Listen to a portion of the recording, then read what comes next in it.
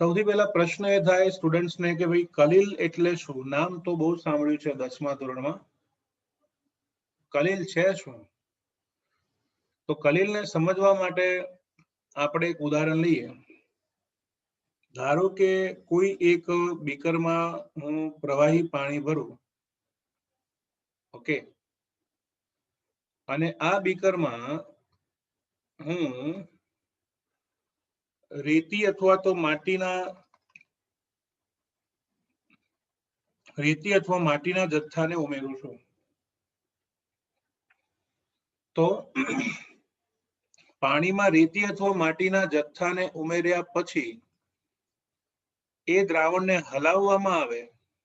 રેતી અથવા માટીના કણો પાણીમાં ઉમેરી દ્રાવણને હલાવવામાં આવે અને થોડી વખત તેને મૂકી રાખશો તો ખબર પડશે થોડા સમય પછી બધી જ રેતી કે માટીના કણો પાત્રના તળિયે જમા થઈ જાય છે. તો આ પ્રકારનું જે દ્રાવણ છે, આ દ્રાવણને આલંબિત દ્રાવણ અને આ ઘટનાને આલંબન કહેવાય. આ દ્રાવણને નિલંબિત દ્રાવણ અથવા આ ઘટનાને નિલંબન કહેવાય. તો કોઈ શુદ્ધ દ્રાવણની અવસ્થા હતી, એમાંથી તળિયે બધા જમા થઈ ગયા ઘટક કણો, આને સસ્પેન્શન અથવા તો સસ્પેન્ડેડ સોલ્યુશન કહે છે. બરાબર, તળિયે બેસી જાય એને શું કહેવાય? સસ્પેન્શન અથવા તો આલંબન કે નિલંબન. તમે જોયું હશે સિરિયલમાં કે પિક્ચરમાં આવે છે, આપકો अपनी जॉब से निलंबित किया जाता है, મતલબ ઘરે બેસાડી દેવામાં આવે છે. તો આમ શરૂઆતમાં શુદ્ધ પાણી હતું, દ્રાવણની અવસ્થા હતી અને પછી પાછું ઘટક કણો તળિયે બેસી ગયા. આ બંને ઘટનાઓને અલગ અલગ નામ છે. આને દ્રાવણ કહેવાય, આને આલંબિત કે નિલંબિત દ્રાવણ કહેવાય. આ બંને અવસ્થાની વચ્ચે એક ચોક્કસ પ્રણાલીનો સમૂહ છે.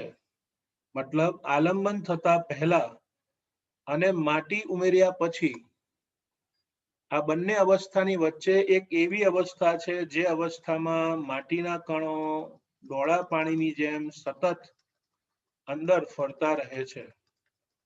માટીના કણો ડોળા પાણીની જેમ સતત અંદર ફરતા રહે છે.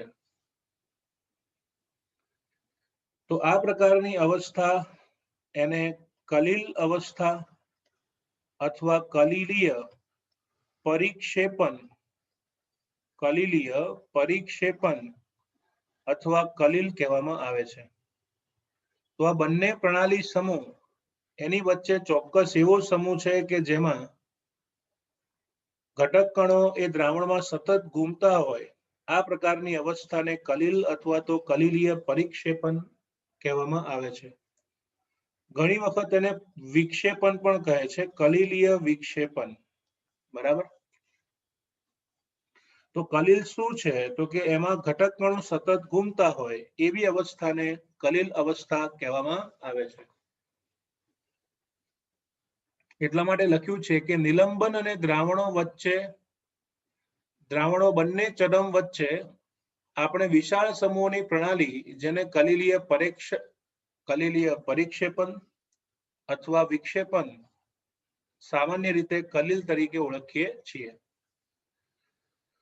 કલીલ એક વિષમાંગ પ્રણાલી છે જેમાં એક પદાર્થ પરિક્ષેપિત કલા જે ખૂબ ઝીણા કણો સ્વરૂપે હોય છે અને બીજો પદાર્થ જેને પરિક્ષેપણ માધ્યમ તરીકે ઓળખવામાં આવે છે.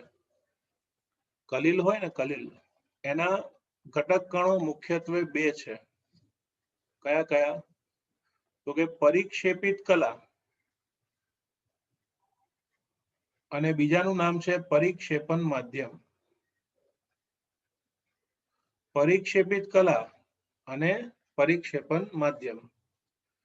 એને વિક્ષેપિત કલા અથવા તો વિક્ષેપણ માધ્યમ પણ કહેવામાં આવે છે.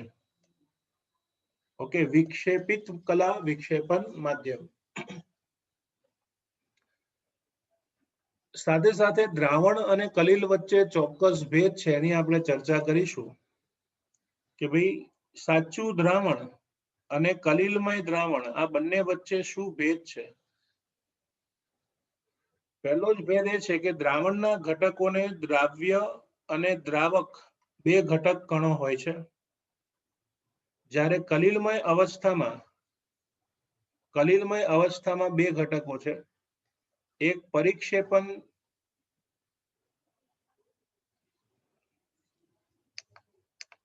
એક આવશે પરિક્ષેપિત કલા અને બીજું આવશે પરિક્ષેપણ માધ્યમ. વિક્ષેપિત કલા, વિક્ષેપણ માધ્યમ પણ ચાલે. દ્રાવણના ઘટક કણોને દ્રાવ્ય અને દ્રાવક કહેવાય, જ્યારે કલિલના ઘટક કણોને પરિક્ષેપિત કલા, પરિક્ષેપણ માધ્યમ કહેવાય. બીજું, દ્રાવણ છે ને એના ઘટક કણો, એનો વ્યાસ, દ્રાવણના ઘટક કણોનો વ્યાસ એ 1 નેનોમીટર કરતા પણ ઓછો છે, જ્યારે પરિક્ષેપિત કલાનો વ્યાસ 1 નેનોમીટર થી 1000 નેનોમીટરની વચ્ચે જોવા મળે છે. એટલે કે 10⁻9 ઘાત મીટર થી 10⁻6 ઘાત મીટર જેટલો વ્યાસ એનો જોવા મળશે. દ્રાવણ એ સમાંગ પ્રણાલી છે, એકરૂપ મિશ્રણ છે, જ્યારે કલિલ એ વિસમાંગ અથવા તો અસમાંગ પ્રણાલી કહેવાય છે. ઓકે, ધીસ ઇઝ વિષમાંગ પ્રણાલી. ક્લિયર? તો ઘટક કણોના કદનો પ્રશ્ન જુદો છે, ઘટક કણોના નામ જુદા અને પ્રણાલીનો પ્રકાર પણ જુદો હોય છે. દ્રાવણમાં ઘટક કણ તરીકે અણુ હોઈ શકે, પરમાણુ હોઈ શકે અથવા તો આયન હોઈ શકે, જ્યારે કલિલમાં ઘટક કણ તરીકે જનરલી બૃહદ કણો હોય છે. બૃહદ કણો તરીકે આપણે લઈ શકીએ પ્રોટીન, સંશ્લેષિત પોલિમરો. સંશ્લેષિત પોલિમર એટલે કૃત્રિમ પોલિમર પદાર્થો જેવા કે આખી poly family, polythene, polystyrene, polyvinyl chloride, એ બધા. જો પરમાણુ હોય તો પરમાણુઓનો સમૂહ, આયન હોય તો સમૂહ, અણુ હોય તો સમૂહ. એટલે આમાં એકલ દોકલ અણુ, પરમાણુ કે આયનો છૂટા હોય, જ્યારે કલિલમાં એનો સમુચ્ચય હોય છે, એટલે કે ભેગી અવસ્થામાં હોય છે. ક્લિયર? તો આ દ્રાવણ અને કલિલ વચ્ચેનો મુખ્ય ભેદ છે, જેની આપણે ચર્ચા કરી. હવે આગળ વધીએ. કલિલમય કણોને પ્રતિ એકમ દળે ઘણું વિશાળ પૃષ્ઠ ક્ષેત્રફળ તેમના નાના કદના પરિણામે હોય છે. કલિલ કણો હોય ને એમનું પૃષ્ઠ ક્ષેત્રફળ ખૂબ જ મોટું હોય. કલિલમય કણોનું પૃષ્ઠ ક્ષેત્રફળ ખૂબ જ મોટું હોય. કઈ રીતે સાબિત કરીએ? ચલો, ધારો કે મારી પાસે એક પાસો છે, ડાઈસ પાસો આવે ને સાપસીડીનો એવો. હવે આ જે પાસો છે ને એમાં 1 સેન્ટીમીટર જેટલી લંબાઈ, પહોળાઈ ને ઊંચાઈ છે. તો આ પાસાનું કુલ ક્ષેત્રફળ આવે 6 centimetre square. Total area 6 centimetre square. Total area. લંબાઈ 1 સેન્ટીમીટર, પહોળાઈ 1 સેન્ટીમીટર, ઊંચાઈ 1 સેન્ટીમીટર, ટોટલ 6 સેન્ટીમીટર સ્ક્વેર. કેમ ખબર છે? કારણ કે જો પાસા છે ને સમઘન, એના 6 બાજુઓ હોય, આગળ પાછળ, આજુબાજુ, ઉપર નીચે. દરેકનું ક્ષેત્રફળ ગણો તો એક બાજુનું ક્ષેત્રફળ આવે 1 ગુણ્યા 1 નો સ્ક્વેર, એટલે કે 1 સેન્ટીમીટર સ્ક્વેર. 6 બાજુઓ એટલે કે 6 સેન્ટીમીટર સ્ક્વેર. હવે આવા સમઘનના 10⁻12 ઘાત જેટલા ભાગ કરું, આવા સમઘનના 10⁻12 ઘાત જેટલા ભાગ કરું તો 10⁻12 ઘાત જેટલા ભાગ આવા સમઘનના કરું ને તો નાનામાં નાનો એક સમઘન પ્રાપ્ત થશે. આવા બધા જ સમઘનના ક્ષેત્રફળનો સરવાળો કરું ને તો 6 સેન્ટીમીટર સ્ક્વેર માંથી થઈ જાય છે 60,000 સેન્ટીમીટર સ્ક્વેર. એટલે લખાય 6 ગુણ્યા 100 સેન્ટીમીટર આખા ગામનો વર્ગ, એટલે કે 6 મીટરનો વર્ગ. તો જે પાસાનું ક્ષેત્રફળ 6 સેન્ટીમીટર સ્ક્વેર હતું, એ જ પાસાનું ક્ષેત્રફળ કણ સ્વરૂપમાં, કલિલ સ્વરૂપમાં 6 મીટર સ્ક્વેર થઈ ગયું. જે એવું સૂચવે છે કે કલિલમય કણોને પ્રતિ એકમ દળે ઘણું વિશાળ પૃષ્ઠ ક્ષેત્રફળ હોય. બરાબર ને? બહુ મોટું પૃષ્ઠ ક્ષેત્રફળ એની પાસે હોય છે. ઓકે, તો કલિલની પ્રસ્તાવનામાં આપણે આટલું યાદ રાખીશું. કલિલ એ ટોપિકમાં આગળ વધીએ તો પ્રશ્ન છે કલિલનું વર્ગીકરણ સમજાવો. તો બાળકો કલિલનું વર્ગીકરણ 3 રીતે થાય છે. પહેલું ભૌતિક અવસ્થાને આધારે, બીજું કલા અને માધ્યમ વચ્ચેની પારસ્પરિક ક્રિયાના આધારે, અને ત્રીજું કલાના કણોના પ્રકારને આધારે. ઓકે, કલિલનું વર્ગીકરણ મુખ્યત્વે 3 રીતે થાય છે. પહેલું પરિક્ષેપિત કલા અને પરિક્ષેપણ માધ્યમની ભૌતિક અવસ્થા, બીજું એમનું આકર્ષણ બળ અને કલાના કણના પ્રકારને આધારે. તો પહેલું વર્ગીકરણ આપણે જોઈએ છીએ પરિક્ષેપિત કલા અને પરિક્ષેપણ માધ્યમ એની ભૌતિક સ્થિતિના આધારે કલિલ કણોનું વર્ગીકરણ.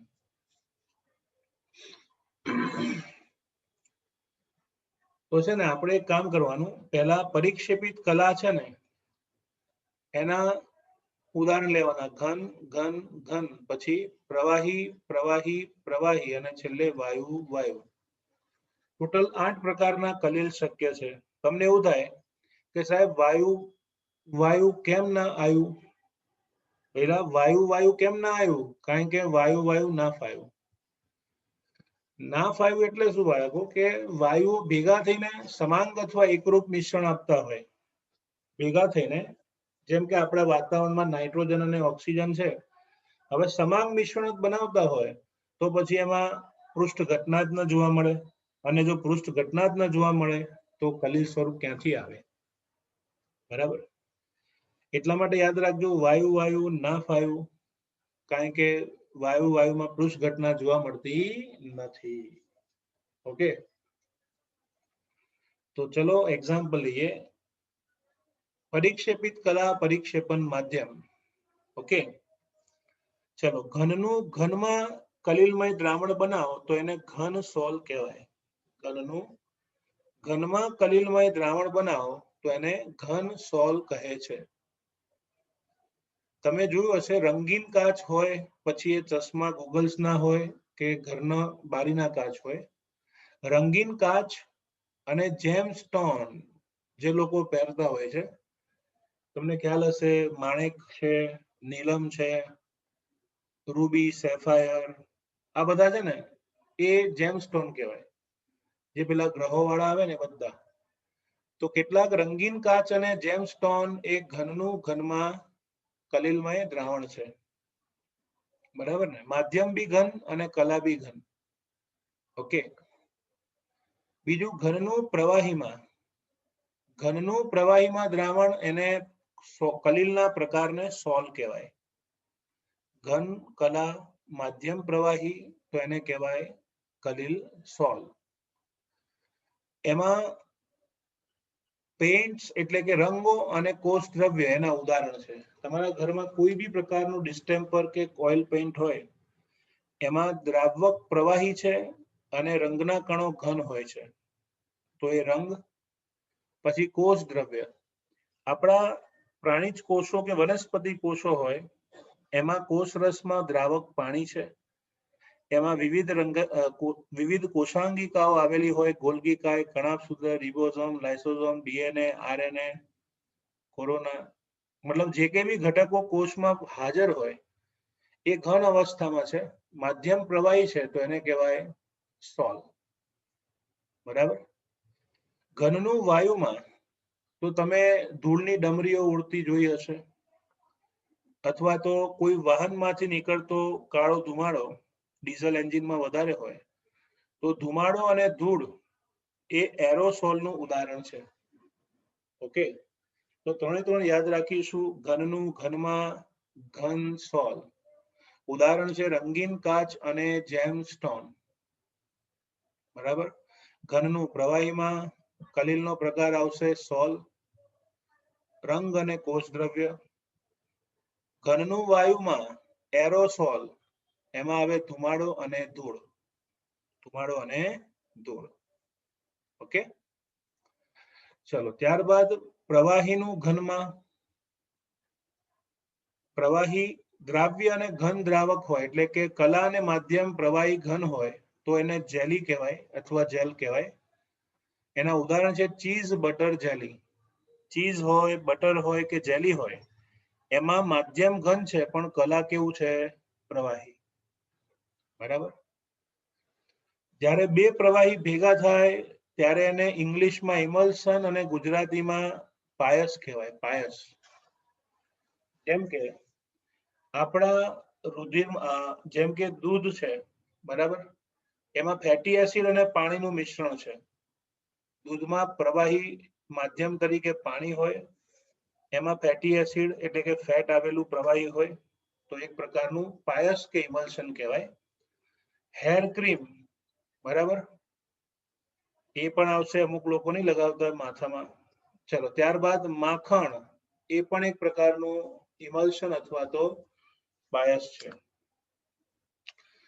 તો બાળકો, પ્રવાહીનું પ્રવાહીમાં કલિલમય દ્રાવણ એને ઇમલ્શન અથવા તો પાયસ કહેવાય. દૂધ, વાળ અને માખણ એના ઉદાહરણ છે. ત્યારબાદ પ્રવાહીનું વાયુમાં, ભઈલા વાયુ માધ્યમ આવે ને, વાયુ માધ્યમ આવે ને, તો એને એરોસોલ જ કહેવાય. જ્યારે બી માધ્યમ વાયુ આવે ત્યારે હંમેશા એને શું કહીશું? એરોસોલ. તો ધુમ્મસ, ધૂમ્ર, વાદળ, જંતુનાશક સ્પ્રે, એ બધા એરોસોલ કહેવાય. જેમ કે ખેતીવાડી કરતા હોય તો પેસ્ટિસાઇડનો એટલે કે જંતુનાશકનો સ્પ્રે કરે તો એ હવામાં જાય ને, એટલે એને એરોસોલ કહેવાય. વાદળ પણ તમે જોઈ શકો છો, પાણીનું જ પ્રવાહી સ્વરૂપ છે, ભેજની વરાળ સ્વરૂપનું. તો ધુમ્મસ, ધૂમ્ર, વાદળ, જંતુનાશક સ્પ્રે, આ બધા એરોસોલ્સ છે. ત્યારબાદ વાયુનું ઘનમાં, વાયુનું ઘનમાં એને ઘન સોલ કહેવાય. એના ઉદાહરણ છે પ્યુમાઇસ, પથ્થર અને ફોમ રબર. એટલે એમાં માધ્યમ ઘન હોય અને કલા વાયુ હોય. તમે આનું નામ સાંભળ્યું હશે, ફોમ રબર. ફોમ રબર એટલે આપણે સ્પંચ કહીએ છીએ ને, એ જ. સ્પંચમાં તમે જોયું હશે કે છિદ્રોમાં હવા ભરેલી હોય અને રબર હોય, દબાવો એટલે હવા બહાર. તો આમ ફોમ રબર એક પ્રકારનું ઘન સોલ છે, ફોમ રબર. બીજું પ્યુમાઇસ પથ્થર. પ્યુમાઇસ પથ્થર છે ને, એ બાળકો મહાભારત થવા પાછળનું મુખ્ય કારણ છે. આખી મહાભારત થવાનું કારણ કેમેસ્ટ્રીનો પ્યુમાઇસ પથ્થર છે. કેમ ખબર? આ બધા ટ્રાન્સપરન્ટ પથ્થરો છે. ટ્રાન્સપરન્ટ પથ્થર, એમાં હવા ભરેલી હોય પથ્થરમાં. કઈ રીતે? આમાં શું હતું તમને ખબર છે કે મહાભારતમાં અજ્ઞાતવાસમાં 14 વર્ષ પૂરા થયા પછી યુધિષ્ઠિરે ચક્રવર્તી સમ્રાટ બનવા માટે મહાયજ્ઞ કર્યો. હવે આ જે મહાયજ્ઞ કર્યો છે, બરાબર, યુધિષ્ઠિરે મહાયજ્ઞ કર્યો. હવે આ જે મહાયજ્ઞ કર્યો છે એનામાં બધાને એમણે આમંત્રિત કરેલા હતા. ઈચ એન્ડ એવરીબડી, બધાને આમંત્રિત તો કર્યા. પછી એમાં શું થયું કે બધા આવ્યા બી ખરા, પણ એમણે એક સ્પેસિફિક હવેલી બનાવી હતી અથવા તો એક જાદુઈ મહેલ બનાવ્યો હતો. માયાનગરી નામ આપ્યું હતું. જેમ કે આપણા અમદાવાદમાં એક માયાનગરી છે જેને સાયન્સ સિટી કહેવાય. એ સાયન્સ સિટી જાઓ ને એટલે તમને દરેક ફ્લોર પર જાદુ જાદુ જ લાગે. એમ અહીંયા બી મહેલમાં છે ને એ પ્રકારની વ્યવસ્થા ગોઠવાયેલી હતી માયાનગરી જેવી. ધારો કે આ ફ્લોર છે, ગ્રાઉન્ડ ફ્લોર, તો ગ્રાઉન્ડ ફ્લોર પર જવા માટે તમારે પાણી ઉપરથી ચાલીને જવાનું. અર્થાત આ પ્યુમાઇસ પથ્થરનું બનાવેલું એક ફ્લોર હતો, ટ્રાન્સપરન્ટ, અને નીચેથી પાણી જતું હતું. તો લોકોને એવું લાગે કે આપણે ડૂબી જઈશું, પણ ઉપર ચાલી શકાય. તો કોઈક કારણસર ડીડી એટલે કે દુર્યોધન અને દુશાસન બેઉ ચાલતા ચાલતા આવતા હતા અને એમને ખબર છે કે આ તો પ્યુમાઇસ પથ્થર જ છે, એટલે ચાલવા માંડ્યા. પણ હવે આ જાદુઈ નગરી છે, એમાં બી લોચા તો હોય જ. એટલે પ્યુમાઇસ પથ્થર પતી ગયો અને ખરેખર નાનો એક કુંડ આવ્યો પાણીનો, બરાબર. તો હવે આ પાણીના કુંડમાં પ્યુમાઇસ પથ્થર ન હોવાથી આ દુર્યોધન અને દુશાસન બંને પડી ગયા. થયું કેવું ખબર છે? કે આમનું પડવું અને સામે ફર્સ્ટ ફ્લોર પર દ્રૌપદીજી હતા, એબીડી. તો દ્રૌપદીજીએ દુશાસન ને દુર્યોધનમાં દુર્યોધનને પડતા જોયો અને સ્ટેટમેન્ટ આપ્યું જોરદાર, તો કે ઓંધળાનો દીકરો ઓંધળો, મતલબ જેને દેખાતું નથી એનો દીકરો દેખી ન શકે. એટલે પેલા દુર્યોધનને ગુસ્સો, कुछ भी करना था लेकिन ईगो हर्ट नहीं करना था. ત્યારે જ એને પ્રતિજ્ઞા લીધી કે આ અપમાનનો બદલો હું લઈશ. પછી પેલું ચીરહરણ થયું અને પછી બધા મોટા મોટા યુદ્ધો થયા. તો આમ આખું મહાભારત થવા પાછળનું મુખ્ય કારણ કોણ છે? હ્યુમાઇસ પથ્થર. પણ આ JEE કે નીટમાં પણ ન પૂછાય. આ એક નોલેજની વાત છે જેની ચર્ચા મેં તમારી જોડે કરી. તો વાયુનું ઘનમાં દ્રાવણ એને ઘન સોલ કહેવાય. હ્યુમાઇસ પથ્થર અને ફોર્મ રબર. વાયુનું પ્રવાહીમાં દ્રાવણ, વાયુનું પ્રવાહીમાં દ્રાવણ એને ફીણ અથવા તો ફોર્મ કહીશું. એમાં ઉદાહરણ છે ફીણ અથવા તો કશા ક્રીમ. ગૂગલ ગુજરાતી અને કશા ક્રીમ કીધું છે. કશા ક્રીમ એટલે કેકની ઉપર જે લપેટો લગાવે છે ને, વ્હાઈટ ક્રીમ, એને કશા ક્રીમ કહેવાય. સાબુનું ફેણ એ પણ એક પ્રકારનું કલીલ કહેવાય. તો આમ ભૌતિક સ્થિતિના આધારે વર્ગીકરણ કરીએ ને તો ખાસ યાદ રાખવાનું વાયુ વાયુ ના ફાયું. જો એમાં કંઈક ફાયું તો માર્ક ના આવ્યું. બરાબર? તો દરેકને સમજીને યાદ રાખજો, આમ ગોખતા નહીં. બરાબર ને? આમાં હું રિપીટેશન નથી કરાવતો, પણ વન બાય વન સારી રીતે યાદ રાખી લેવાનું.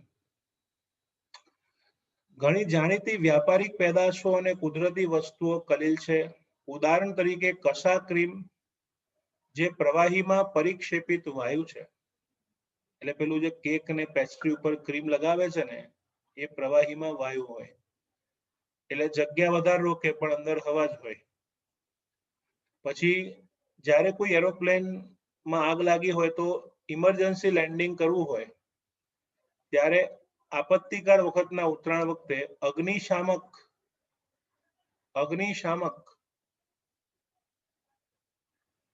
અગ્નિશામક ફીણ એરોપ્લેનના ઉતરાણ વખતના આપત્તિકાર સમયે વપરાય છે. તે કલીલમય પ્રણાલી છે. આપણા શરીરમાં રહેલું જૈવિક દ્રવ્ય, જેમાં પ્રોટીન, ન્યુક્લિક એસિડ કલીલમય કદના કણોમાં હોય છે. એ પણ એક કલીલમય દ્રાવણ છે, જેને આપણે કીધું કોષ દ્રવ્ય. બરાબર ને? બીજા બધા ઉદાહરણ તમને એના જ આપ્યા છે કે જ્યારે ઘનનું ઘનમાં ઘન સોલ કહેવાય, પછી પ્રવાહીનું ઘનમાં જેલ કહેવાય. એ બધા ઉદાહરણ પાછળ આપ્યા છે. લાસ્ટમાં આટલું યાદ રાખવાનું કે જ્યારે કોઈ પણ કલીલમય દ્રાવણમાં પરિક્ષેપણ માધ્યમ પાણી હોય તો એવા સોલને એક્વાસોલ અથવા હાઇડ્રોસોલ કહે છે. જ્યારે કોઈ પણ કલીલમય દ્રાવણમાં પરિક્ષેપણ માધ્યમ પાણી હોય તો તેવા સોલને એક્વાસોલ અથવા હાઇડ્રોસોલ કહે છે. અને જો પરિક્ષેપણ માધ્યમ આલ્કોહોલ હોય તો તેને આલ્કોસોલ કહે છે. પરિક્ષેપણ માધ્યમ આલ્કોહોલ હોય તો તેને શું કહેવાય? આલ્કોસોલ. બરાબર? માધ્યમ પાણી તો એને કહીશું એક્વાસોલ, અને માધ્યમ આલ્કોહોલ તો એને આલ્કોસોલ કહેવામાં આવે છે. તો પહેલું વર્ગીકરણ કમ્પ્લીટ થયું. ભૌતિક અવસ્થાના આધારે કલીલ કણોનું વર્ગીકરણ. ઓકે, માધ્યમ પાણી હોય તો હાઇડ્રોસોલ અથવા એક્વાસોલ. માધ્યમ આલ્કોહોલ હોય તો આલ્કોસોલ. ક્લિયર? ચલો આગળ વધીએ. આજનો છેલ્લો પ્રશ્ન છે, બીજા પ્રકારનું વર્ગીકરણ, વિક્ષેપિત કલા અને વિક્ષેપણ માધ્યમ વચ્ચેની પારસ્પરિક પ્રક્રિયાના સ્વભાવ પર આધારિત વર્ગીકરણ. પરિક્ષેપિત કલા અને પરિક્ષેપણ માધ્યમ વચ્ચેની પારસ્પરિક પ્રક્રિયાના સ્વભાવ પર આધારિત વર્ગીકરણ. તો બાળકો, પરિક્ષેપિત કલા અને માધ્યમ વચ્ચે પારસ્પરિક ક્રિયાના આધારે બે પ્રકારના કલીલ જોવા મળે છે. પહેલું દ્રવ અનુરાગી અને બીજું દ્રવ વિરાગી. આકર્ષણ બળના આધારે દ્રવ અનુરાગી, અપાકર્ષણના આધારે દ્રવ વિરાગી કલિલ. તો આમ પારસ્પરિક ક્રિયા બે પ્રકારની હોય. જો કલા અને માધ્યમ વચ્ચે આકર્ષણ હોય તો એને દ્રવ અનુરાગી કલિલ કહેવાય, દ્રવ આકર્ષિક. અને જો બેઉની વચ્ચે ન બનતું હોય તો એને કહેવાય દ્રવ વિરાગી કલિલ અથવા તો દ્રાવક અપાકર્ષિત કલિલ. ઓકે, ચલો ફર્સ્ટ વન, દ્રવ અનુરાગી કલિલ. અનુરાગ એટલે કે આકર્ષણ થયું ને, તો દ્રવ અનુરાગી શબ્દનો અર્થ થાય છે કે પ્રવાહી ચાહક કલિલ કહેવાય. કેવા કહેવાય? પ્રવાહી ચાહક કલિલ. આવા કલિલમય દ્રાવણોને બનાવવા ખૂબ જ સરળ છે. કેમ? ઉદાહરણ તરીકે કહું, સપોઝ મારી પાસે પાણી છે માધ્યમ તરીકે. આ પાણીમાં ગુંજીલે સ્ટાર. શું કહેવાનું? ગુંજીલે સ્ટાર. જો પાણીમાં ગુંદર, જિલેટિન, સ્ટાર્ચ અને રબર, પાણીમાં ગુંદર, જિલેટિન, સ્ટાર્ચ કે રબર ઉમેરો ને ખાલી દ્રાવણને હલાવો એટલે તે કલિલમય દ્રાવણમાં ફેરવાઈ જાય. એટલે પાણીમાં આવા ગુંદર, જિલેટિન, સ્ટાર્ચ, રબરને ઉમેરી ખાલી શેક કરશો એટલે સીધું તેનું કલિલમય દ્રાવણ બની જશે. So this is example of દ્રવ અનુરાગી કલિલ. તો ગુંદર, જિલેટિન, સ્ટાર્ચ, રબર આ બધા પદાર્થોને યોગ્ય પ્રવાહી માધ્યમમાં મિશ્ર કરતા ખૂબ જ સહેલાઈથી મળે છે, એટલે એને દ્રવ અનુરાગી કલિલ કહે છે. આ દ્રવ અનુરાગી કલિલની ખાસિયત એ છે કે આવા કલિલ બનાવ્યા પછી જો તમે કલિલમય દ્રાવણને ગરમ કરો ને તો એના દ્રાવકનું બાષ્પાયન થઈ જાય. તો બાષ્પીભવનથી એનો દ્રાવક દૂર કરી નાખો. આવા કલિલમય દ્રાવણ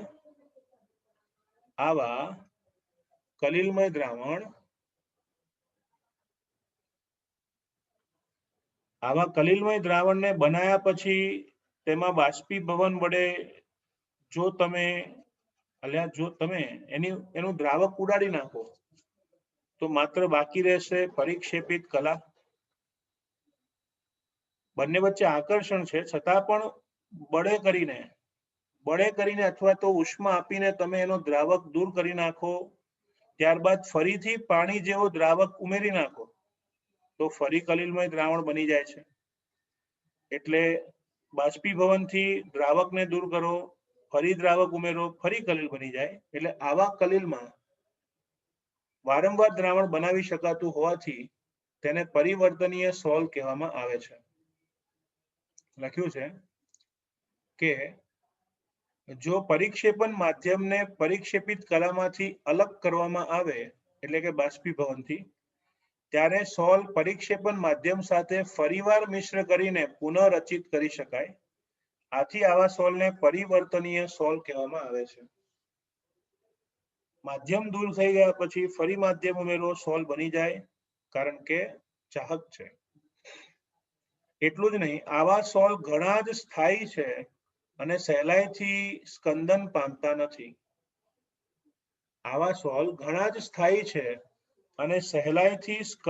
પામતા નથી. હવે સ્કંદન સમજાવી દઉં તમને. સ્કંદનનો અર્થ થાય છે અવક્ષેપન.